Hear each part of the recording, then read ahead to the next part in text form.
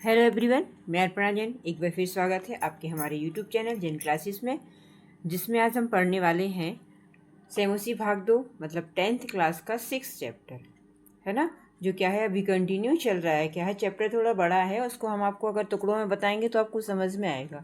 Continue तो आप भी समझ नहीं पाओगे है ना कि क्या हो रहा है इसमें। चलिए, तो हम कौन सा चैप्टर पढ़ रहे हैं अभी? सौहार्द्रम प्रकृति शोभा, ठीक है ना। मतलब इसमें हम क्या पढ़ रहे हैं कि जंगल के माध्यम से यहाँ पर बताना चाह रहे हैं कि समाज में जो व्यक्ति रह रहा है वो किस प्रकार से रह रहा है। और समाज अगर जंगल के रोज जो है, जंगल के जो प्राणी हैं, अगर वो स्नेहपूर्वक रह सकती है तो क्या समाज का व्यक्ति नहीं रह सकता? रह सकता है ना। तो ये सारी चीज़ें इस चैप्टर में अभी हम पढ़ रहे हैं, ठीक है। चलिए, हमने यहाँ तक पढ़ लिया था कि अब जब सब चीज़, सब पूरे जानवर जितने भी थे वहाँ पर सबकी बातचीत जो हो जाती है और कोई निर्णय नहीं निकलता, ठीक है। लास्टली सब या क्या सोचते हैं कि उल्लू को बना दिया जाए जंगल का राजा। तो कौआ बोलता है, क्या उल्लू सही में आप लोगों को लगता है कि उल्लू इस काबिल है कि उसको जंगल का राजा बना दिया जाए? जो क्या करता है, दिन भर सोता रहता है, जिसकी तो शक्ल भी अच्छी नहीं है ना, वो क्या जंगल का राजा बनेगा? तो जब कोई निर्णय ही नहीं निकल पाता, कुछ हो ही नहीं पाता, तब वहाँ पर कौन पहुँच जाता है? प्रकृति माता पहुँच जाती है ना। और प्रकृति माता फिर सभी जानवरों को समझाती है, सभी प्राणियों को वो समझाती है। क्या बताती है, इसके बाद हमको यहाँ पर ये देखना है, ठीक है। तो अब प्रकृति माता का प्रवेश हो गया है, वहाँ पर प्रकृति माता आ गई हैं, तो वो क्या बोलती हैं ये सीखना है अभी हमको। चलिए देखते हैं। प्रकृति माता सा स्नेहम, अब प्रकृति माता बोल रही हैं स्नेह के साथ, है ना, प्रेम पूर्वक। क्या कह रही हैं? भो भो प्राणिया, हे प्राणियों। किसको बोल रही हैं? अब ये जंगल के जितने भी प्राणी हैं उन सब के बारे में ये बात कर रही हैं, है ना, उनसे अपना बोल रही हैं। तो क्या कह रही हैं? हे प्राणियों, यूयम सर्वे एव मे संतति। यूयम आप सभी, है ना। यूयम ये कहाँ से निकला? हमने पढ़ा है, ये सारी चीज़ें हम पढ़ चुके हैं ना। मध्यम पुरुष का बहुवचन है, मतलब आप सभी, तुम सभी। सर्वे तुम सभी, एव में संतितः मेरी ही संतति, मतलब होता है संतान, मेरी ही संतति मतलब मेरी ही संतान हो। कथम मितः कलह कुर्वन्ति, कथम क्यों, मिथ मतलब मिथ्या मतलब बेकार में, कलह मतलब लड़ाई कर रहे, क्यों बेकार में लड़ाई करते हो। वस्तुतः सर्वे वन्य जीविना अन्योन्याश्रिता, वस्तुतः वास्तव में मतलब सही में सभी जो वन के जो प्राणी हैं, जो जीवन है वन का, वो क्या है? एक दूसरे पर आश्रित है। मतलब एक दूसरे पर सभी आश्रित है। ऐसा नहीं कह सकते कि सारे जंगल में सिर्फ शेर ही रह सकता तो वो सब काम कर लेगा या वो पूरा जंगल चला लेगा। जैसे हम समाज में कहें तो क्या एक व्यक्ति पूरा परिवार चलाता है? क्या पूरा समाज एक व्यक्ति से चलता है?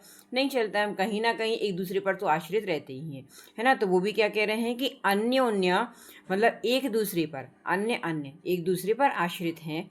सदैव स्मृत, इस चीज़ को हमेशा याद रखो। किस चीज़ को? कि एक व्यक्ति, कहते हैं सुना है ना बनने कि एक पूरा पहाड़ नहीं फोड़ सकता, ऐसे कोई कहावत सुनते हैं ना। तो ऐसे ही इन्होंने ये बताया कि एक करके कि आप चाहो कि पूरा जंगल क्या एक जानवर चला लेगा? नहीं चला सकता। क्या एक व्यक्ति पूरा समाज चला सकता है? नहीं चला सकता। हम कहीं ना कहीं एक दूसरे पर आश्रित रहते हैं। वही बात ये समझा रही हैं प्रकृति माता। क्या कह रही हैं कि क्यों एक व्यर्थ में लड़ाई कर रहे हो, क्यों एक दूसरे से लड़ रहे हो? जबकि सही बात तो ये है कि सभी वन्य जीव पर, सभी वही वन्य प्राणी किस पर हैं? एक ना एक दूसरे पर आश्रित रहते हैं, ठीक है ना। तो वो क्या कह रही हैं कि इस चीज़ को हमेशा याद रखो। देख लो, प्रकृति माता प्रवेश करती हैं स्नेहपूर्वक, हे प्राणियों, तुम सभी मेरी ही संतान हो, क्यों बेकार की लड़ाई करते हो।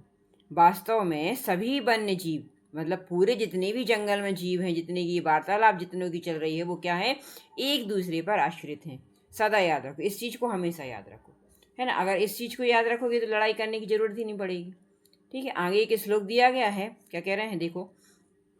ददाति प्रतिगृहणाति गुह्यमाख्याति प्रक्षति, भुक्ति भोज्यते चैव षड्विधम प्रीति लक्षणम। अब देखो वो क्या कह रहे हैं। अगर अपन एक दूसरे पर आश्रित हैं, अगर हम कह रहे हैं कि हम एक दूसरे पर आश्रित, तो हम एक दूसरे के लिए करते क्या हैं? क्या करते हैं? तो पहले तो क्या है? ददाती देता है, प्रतिग्रहणति ग्रहण करता है या लेता है। फिर गुहमाख्याति, गुह मतलब रहस्य बताता है, कोई ना कोई क्या कह रहा है कि रहस्य बताता है, प्रक्षति और पूछता है। फिर भुक्यते भोगता है, भोग करता है चीज़ों का। भोज्यते भोजन करता है। चा इसमें से हम ले लेंगे और भोजता है मतलब भोजन करता है। एव चा एव ये ही षड मतलब छह विधम विधि क्या है विधि मतलब लक्षण प्रीति लक्षणम प्रीति मतलब क्या है कि ये लक्षण है प्रेम के ये ही छह लक्षण हैं। प्रेम के उन्होंने लक्षण बता दिए। कौन कौन से बता दिए? देखो हम समाज में रह रहे हैं या हम जंगल में मान लो वन्य प्राणी की बात कर लें, अगर वो भी जंगल में रह रहा है तो वो क्या करेगा? एक दूसरे के प्रति प्रेम कैसे? कुछ ना कुछ उसको देगा, कभी ना कभी फिर उससे लेगा भी। ऐसा तो नहीं है कि सिर्फ देता ही रहेगा, लेगा कभी नहीं। देगा तब तो कुछ ही ले पाएगा वो, है ना। तो क्या कह रहे हैं कि ददाती देता है और लेता भी है ना। फिर क्या कह रहे हैं? गुहमाख्यति मतलब रहस्य को बताता है और पूछता भी है। अगर हम किसी को कोई चीज़ बात बता देते हैं तो फिर हमसे उससे वो भी हमें कोई चीज़ बताता, मतलब हमसे वो हमसे पूछता और हम बताते हैं, दोनों चीज़ें करता है वो। फिर कह रहे हैं भोगता भी है, भोग्यति भुक्यति मतलब भोगता भी है और भोज्यति भोजन भी करता है ना। भोगता है मतलब अगर कोई अच्छी चीज़ है, भोगने का मतलब ये होता है कि भाई अगर हम जो काम कर रहे हैं उसको हमने सरल तरीके से कर लेना, है ना। तो कह रहे हैं कि अगर भोजन क्या करता है, भोगता भी है और भोजन भी करता है, ठीक है। और यहाँ से लेंगे तो यहाँ पर आ जाएगा और षड विधम प्रीति लक्षण। इस प्रकार से छह इन्होंने क्या बताए हैं? लक्षण बताए हैं किसके? प्रीति मतलब प्रेम के लक्षण बता दिए, ठीक है। इसको पहले हम अन्वय कर लें, श्लोक दिया है तो उसका अन्वय कर लेते हैं। ददाति प्रतिगृहणाति गुहमाख्यति प्रक्षति भुक्यते भोजते चा एव। इसको हम संधि विच्छेद कर देंगे तो क्या निकाल आएगा? चा एव षड विधम प्रीति लक्षणम। कुछ नहीं है जो कि तो लिखना है, संति मतलब है, ठीक है। तो कौन कौन से छह लक्षण है? देता है, लेता है, रहस्य बताता है, पूछता है, भोग करता है और भोजन करता है। भोग भी करता है, भोजन भी करता है। ये ही छह प्रेम के लक्षण हैं, है ना। इस प्रकार से धरती माता ने बताया कि अगर ये सोच के चलें कि नहीं एक व्यक्ति ही पूरा चला रहा है तो ऐसा बिल्कुल भी नहीं है। सभी एक दूसरे पर आश्रित हैं। अगर हम किसी को कुछ देते हैं तो हम लेते भी हैं, अगर हम कुछ रहस्य बताते भी हैं तो हम उससे भी जानते हैं, है ना। ये सारी चीज़ें उन्होंने बताई हैं, ठीक है। समझ में आ रहा ना। एक श्लोक भी दे देते हैं, बीच बीच में श्लोक भी दिए गए हैं तो गद्य और पद्य साथ में चल रहा है। अब देखो सर्वे प्राणी न समवेद स्वरेण। अब सभी प्राणी जितने भी वहाँ पर जीव जंतु जो भी थे सभी एक स्वर में कहते हैं, सभी एक स्वर में बोल रहे हैं। समवेत स्वरेण मतलब एक स्वर में बोले, माता माता। कथ्यते तु भवती सर्वथा सम्यक। कथ्यति मतलब आप, भवती मतलब आप कह तो सही रही हैं, है ना, उचित कह रही हैं आप। आपका कहना क्या? कथ्यति मतलब आप कह रही हैं, कैसा? भवती मतलब आप तो सही कह रही हैं, सर्वथा सम्यक। परम वयम भवतीम ना जानामि। परंतु परंतु वयम हम सब, वयम कहाँ पे आता है? हम सब, है ना। अहम आवाम वयम। तो क्या कह रहे हैं? हम सब भवतीम ना जानामि आपको नहीं जानते। भवतीम मतलब आपको नहीं जानते। आप कह तो सही रही हैं मगर हम आपको जानते नहीं हैं। भवत्या परिचय का, आपका परिचय क्या है ना। आप सभी प्राणी एक स्वर में बोल रहे हैं कि आप जो कह रही हैं वो सही कह रही हैं।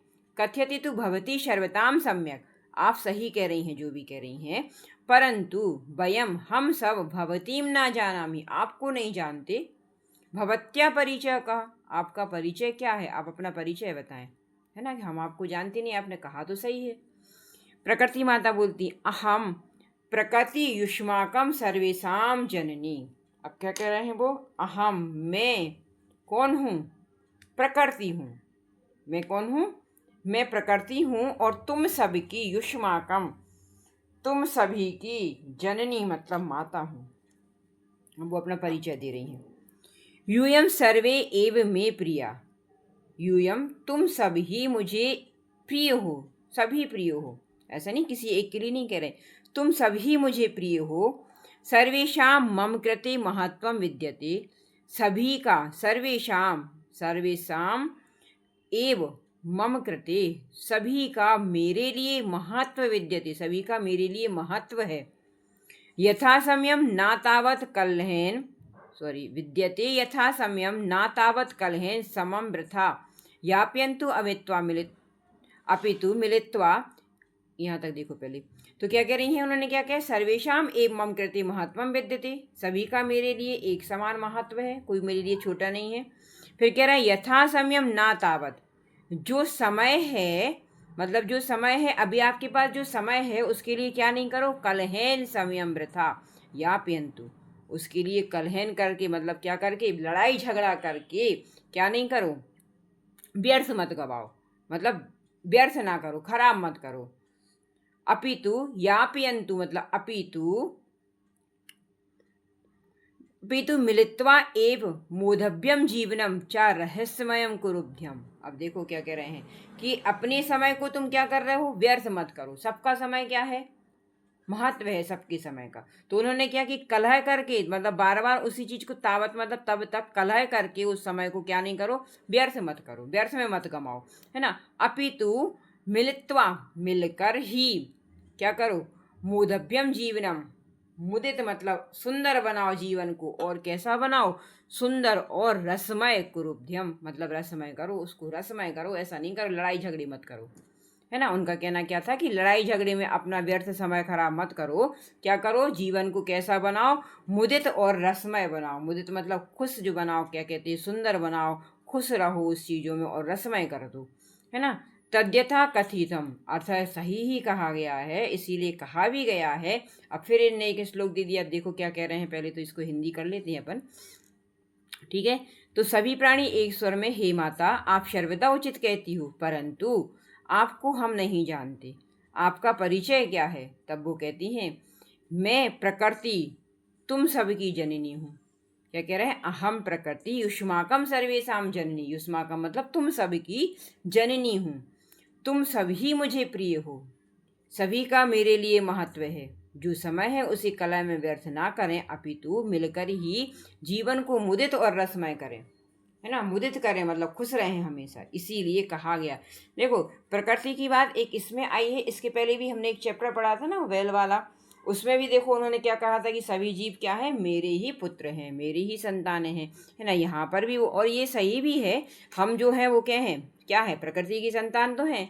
हम मनुष्य हो जाए या फिर जीव जंतु हो जाए, वो भी तो सब क्या है, प्रकृति की संतान ही तो है ना। तो उन्होंने क्या कहा है कि आप सब मेरी संतानें हैं, और ऐसा नहीं है कि हमें किसी एक के लिए महत्व है दूसरा का नहीं है, सबके लिए हमें एक साथ, सब हमारे लिए प्रिय है ना, ऐसा उनका कहना है।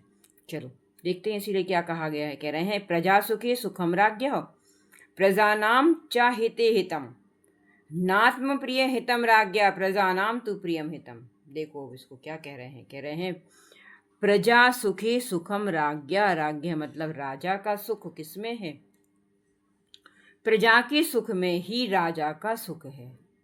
प्रजा सुखम, प्रजा सुखी मतलब प्रजा के सुख में, सुखम राज्ञा राजा का सुख है। प्रजानाम चा हिते हितम, और प्रजानाम मतलब प्रजा के हित में राजा का हित है। देखो राजा का सुख काय में है, अगर उसकी प्रजा सुखी है तो राजा सुखी है। राजा का हित किसमें, अगर प्रजा का हित हो रहा है तो राजा का हित हो रहा है ना। ना आत्म प्रियम, अब इसको हम संधि कर दें तो ना आत्म निकल आएगा, ना आत्म प्रियम हितम राज्ञ मतलब ना आत्म अपने हित में। अगर ये कहें कि राजा सिर्फ अपना ही हित चाहे तो कह रहे हैं ना, नहीं, राजा के अपने हित में उसका हित नहीं है। किसका हित नहीं है, राजा का। तो क्या कह रहे हैं कि राजा का हित अपने हित चाहने में नहीं है सिर्फ, अपितु प्रजानाम तु प्रियम हितम, अतम प्रजा के प्रिय में राजा का हित है, मतलब जो प्रजा को प्रिय हो वही राजा के लिए अच्छा माना जाता है ना। समझ में आया। अगर कोई राजा है तो ये नहीं कह सकते कि राजा सुखी है तो सब सुखी है, नहीं, अगर प्रजा सुखी है तो राजा सुखी है। अगर कोई काम प्रजा के हित में किया जा रहा है तो वो राजा के हित में भी जाएगा, है ना। अगर ये कहें कि राजा सिर्फ अपना हित कर ले, प्रजा को छोड़ दे, तो वो कभी हित हो ही नहीं सकता। तो क्या कह रहे हैं कि ना आत्महितम मतलब अपने हित में काम करना राजा के लिए हित नहीं है, अपितु प्रजानाम तु प्रियम हितम, प्रजा के प्रिय में राजा का हित होता है। जहाँ प्रजा सुखी रहती है वहाँ का राजा हमेशा प्रसन्न रहता है। कहने का मतलब इनका ये है, ठीक है, समझ में आया। तो ये क्या कह रहे हैं कि जहाँ राजा सुखी है वहाँ की प्रजा भी हमेशा सुखी ही रहती है, ठीक है। इसका हम अन्वय कर लेते हैं पहले। तो कह रहे हैं प्रजा सुखी राज्ञा, प्रजा के सुख में राज्ञा कौन है, राज्ञा मतलब राजा, सुखम अस्ति सुखी रहता है, प्रजानाम हिते च राज्ञा हितम और प्रजा के हित में राजा का हित है, राज्ञा आत्म प्रियम ना हितम, राजा अपने हित में प्रिय नहीं होता। तू प्रजानाम राज्ञा हितम, अपितु प्रजानाम मतलब अगर प्रजा प्रिय है, प्रजा के प्रिय में राजा का हित है। ठीक है, मतलब सब कुछ प्रजा है, ये कहने का मतलब ये है।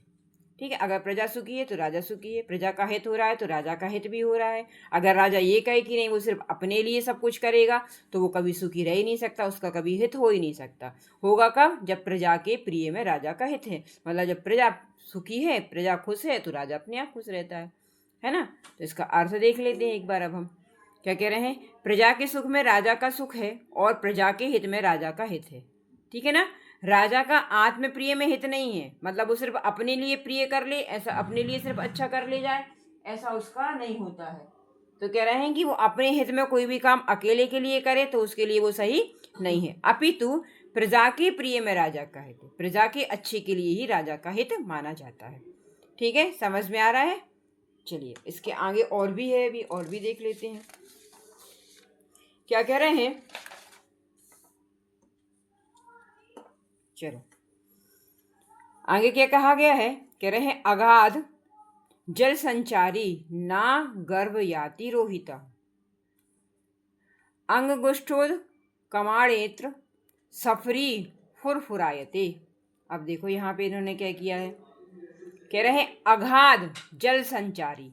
अगाध मतलब बहुत ज्यादा, है ना। अगाध मतलब बहुत ज्यादा, जिसकी लालच, एक तरह इसको लालच भी कह सकते हैं, है ना। तो कह रहे हैं अथाह जल संचारी ना गर्भ याति रोहिता, मतलब अगाध जल, अथाह जल धारा में संचरण करने वाली, है ना। अंचा मतलब जिसमें क्या कहते हैं कि बहुत ज़्यादा तेज धार हो और उसमें कोई संचरण मतलब उसमें कोई चल रहा हो, उसमें कोई बह रहा हो, तो उसमें कह रहे हैं कि अथाह जल में उसमें संचरण करने वाली कौन सी? रोहू। रोहू नामक क्या है? रोहू। रोहू क्या है? एक मछली होती है। तो उसके बारे में कह रहे हैं कि जो क्या करती है, बहुत सारे अथाह, जिसकी कोई सीमा नहीं होती, ऐसे जल में वो रहती है, ऐसे जल में वो संचरण करती है ना। परंतु वो क्या नहीं करती? गर्व नहीं करती। क्या नहीं करती? घमंड नहीं करती वो कभी भी, भले वो इतने बड़े जल में रह रही हो, है ना। मगर वो क्या करती है, कभी भी उसको ऐसे ये नहीं लगता कि नहीं हम बहुत सारे पानी में रह रहे हैं तो हम इस चीज़ का क्या करने लगे? गर्व करने लगे, घमंड करने लगे, है ना। अगाध को हम क्या करते हैं? अगाध मतलब जिसका कोई सीमा नहीं होती, अथाह जल संचारी। ना गर्व याति रोहिता, रोहित ऐसी रोहित मतलब रोहु नाम की जो मछली होती है वो क्या नहीं करती? गर्व नहीं करती। जैसे कह रहे हैं अंग गुष्ठोद, अंग मतलब होता है अंगूठे के बराबर, कमात्रणेन, अंग गुष्ठोद कमात्रेण सफरी फुरफुरायते। और क्या कह रहे हैं कि अंगूठे के बराबर थोड़े से जल में भी, है ना, बहुत थोड़ा जल हो, जो सिर्फ कहते हैं चुल्लू भर जो हो, उस जल में भी छोटी मछली फुदकती रहती है। सफरी मतलब छोटी, फुरफुराती मतलब फुदकती रहती है। कौन? छोटी मछली। अब देखना मछली दोनों है, चाहे तुम रोहू मछली की बात कर लो चाहे छोटी मछली की बात, मछली तो दोनों है ना। मगर वो ये नहीं कह रहे कि हम अगर बड़े जल में रह रहे हैं तो हम फुदकने लगे, हम फुदकेंगे नहीं, हम घमंड करने लगेंगे जल में रह रहे, नहीं, ऐसा नहीं कह रहा है वो क्या कह रहे हैं कि दोनों ही मछलियाँ, चाहे वो छोटी हो चाहे वो बड़ी हो, वो क्या करती हैं? पानी में, मछली छोटी में भी, थोड़े पानी में भी जिंदा रह लेती है और ज़्यादा पानी में भी रहती है। मगर वे क्या कह रहे हैं कि इस चीज़ का घमंड नहीं करते वो लोग, है ना। तो देखो इसका अन्वय देखते हैं। अगाध जल संचारी रोहिता गर्भ ना याति, अथाह जल में संचरण करने वाली रोहित मछली जो है वो गर्भ नहीं करती। अंगुष्ठोद कमात्रेण सफरी फुरफुरायत, जो कहते उन्होंने लिख दिया क्योंकि अर्थ भी तो वही निकल रहा है कि क्या कह रहे हैं कि अथाह जल में रहने वाली मछली रोहित जो है वो गर्भ नहीं करती, और क्या कह रहे हैं कि अंगूठे के बराबर थोड़े से जल में भी क्या करती है? मछली फुरफुराती मतलब फुदकती रहती है। इसको अर्थ देखो, अथाह जलधारा में संचरण करने वाली रोहू नामक मछली, बड़ी मछली है वो, घमंड नहीं करती, अंगूठे के बराबर बहुत छोटे जल में छोटी मछली फुदकती रहती है। दोनों की क्या है? सेम उन्होंने बताई है ना। ऐसा नहीं है कि अब हम ज़्यादा जल में हैं तो हम उस चीज़ का घमंड करने लगे और हम कम में हैं तो फिर ये नहीं करें कि हम पानी में फुदकेंगे नहीं कि मर जाएंगे, ऐसा कुछ उसमें कह रहे हैं। ठीक है। अतः अब क्या कह रहे हैं? अतः भवन्तै भता भवन्ता सर्वेपि सफरीवत एकलक्ष्य एकैकस्य गुणस्य चर्या विहाय, अर्थात क्या कह रहे हैं कि अब तुम लोग क्या करो, आप सभी सफरी मछली के समान, है ना, आप सभी, अतः मतलब इसीलिए, भवंता मतलब आप, सर्वेपि मतलब सभी, सफरीवत, सफरीवत मतलब उस छोटी मछली के समान, सफरी मछली के समान, एकैक क्या हो जाएगा, एक, एकस्य मतलब क्या करो, एक एक के, गुणस्य मतलब गुण की, चर्चा, चर्चा मतलब चर्चा, विहाय मतलब छोड़कर, मिलित्वा मिलकर, प्रकृति सौंदर्याय मतलब प्रकृति की सुंदरता के लिए, सौंदर्य के लिए, वन रक्षाय और वन की रक्षा के लिए, प्रियंताम प्रयत्न करो। क्या करो, आप ये सब चीज़ें छोड़ दो कि हम छोटे हैं कि हम बड़े हैं, है ना, कि कोई छोटा पक्षी है कोई बड़ा पक्षी, ये सब चीज़ें छोड़ दो और इन सब को छोड़ के आप क्या करो, सिर्फ इतना सोचो कि हमें क्या करना है, इन सब को छोड़कर मिलकर, सब एक दूसरे से मिलकर प्रकृति सौंदर्य और वन की रक्षा के लिए प्रयत्न करो, कि हम प्रकृति की सौंदर्यता को बनाए रखें और क्या करें, वन की रक्षा करें, ऐसा आप प्रयत्न करो, वो कह रही हैं। आप ये मत इसमें नहीं पढ़ो कि कौन छोटा है कौन बड़ा है, कौन क्या कर सकता है कौन क्या नहीं कर सकता है ना, कि अपनी अपनी ढोल मत पीटो, उनके मतलब ये कि अपने अपनी बारे में ज़्यादा मत बताओ। एक काम करो कि सब मिलकर एक साथ रहो और एक साथ मिलकर क्या करो, प्रकृति सौंदर्य और वन की रक्षा के प्रयत्न करो, है ना, ऐसा उन्होंने कहा। अब सर्वे प्रकृति मातरम प्रणवंती, सभी मिलकर प्रकृति माता को क्या करते हैं, प्रणाम करते हैं, मिलत्वा मिलकर, दृढ़ संकल्प पूर्वकम जागायंती, और दृढ़ संकल्प करके क्या करते हैं, पूर्वक गाना गाते हैं, अब गाने लगते हैं, गाते हैं। देखो, सर्वे प्रकृति मातरम प्रणम्यति, सभी माताओं को मिलकर प्रणाम करते हैं, और दृढ़ संकल्प पूर्वक चा गायंती, और मिलकर दृढ़ पूर्वक लेकर क्या करते हैं, संकल्प करते हैं और गाते हैं। क्या गाते हैं, फिर श्लोक आ गया, देखो, प्राणिनाम जायते हानि परस्पर विवादितः, अन्योन सहयोगेन लाभस्तेषां प्रजायते। अब क्या कह रहे हैं कि प्राणिनाम जायते हानि परस्पर विवादितः, आपस में विवाद से प्राणियों की क्या होती है, परस्पर मतलब आपस से विवाद करने पर प्राणियों की हानि ही होती है ना। हमको इसको यहाँ से निकालेंगे तो प्राणी नाम यहाँ से भी देख लो आप, प्राणी नाम मतलब प्राणियों की, जायते होती है हानि, किससे, परस्पर विवाद करने से, है ना, एक दूसरे से विवाद करने से क्या होती है, हमें सिर्फ हानि ही मिलती है। कह रहे हैं अन्योन्योन सहयोगेन, अन्य अन्य मतलब एक दूसरे का, है ना, अन्य अन्यो संयोगेन मतलब सहयोग करने से, एक दूसरे का परस्पर संयोग करने से, लाभस तेषाम प्रजायते उनका लाभ ही होता है, तेषाम मतलब उनका, उनका मतलब हम सबका। तो कह रहे हैं लाभ मतलब लाभ ही होता है ना, समझ में आया। तो क्या कह रहे हैं कि अगर हम एक दूसरे से विवाद ही करेंगे तो हमें क्या मिलेगा, सिर्फ हानि ही मिलेगी।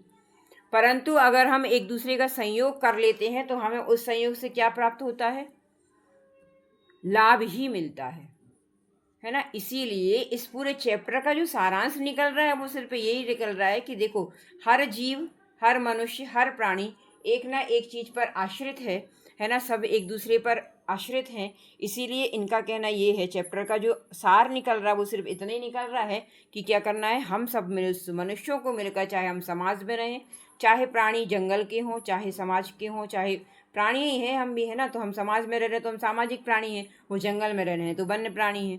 सब मिलकर रहना है, एक दूसरे से मिलकर, एक दूसरे का संयोग करके ही हम क्या कर सकते हैं, लाभ को प्राप्त कर सकते हैं, अन्यथा हानि तो हर जगह होनी ही है ना। अगर हम एक दूसरे के विवाद करते रहे, एक दूसरे में पड़े रहें तो क्या होगा, उससे हानि ही होगी, लाभ तो कहीं होना नहीं है ना। तो उनका कहना क्या है कि आपस में विवाद से प्राणियों की हानि होती है, एक दूसरे के संयोग से उनका लाभ होता है। ठीक है, इसका अन्वय देख लेते हैं। परस्पर विवादिता प्राणिनाम हानि जायते, परस्पर विवाद से प्राणियों की हानि होती है। अन्योन संयोगेन एक दूसरे के संयोग से, तेषा मतलब उनका, लाभ प्रजायते लाभ होता है। ठीक है, अर्थ देख लो, आपस में विवाद से प्राणियों की हानि होती है, एक दूसरे के संयोग से उनका लाभ होता है। ठीक है, पाठ का सारांश सिर्फ इन 2 लाइनों में पूरा दे दिया है उन्होंने। चैप्टर समझ में आया हो तो आपको क्या करना है, कमेंट्स करके, लाइक करके और सब्सक्राइब जरूर करिए। Okay, thank you.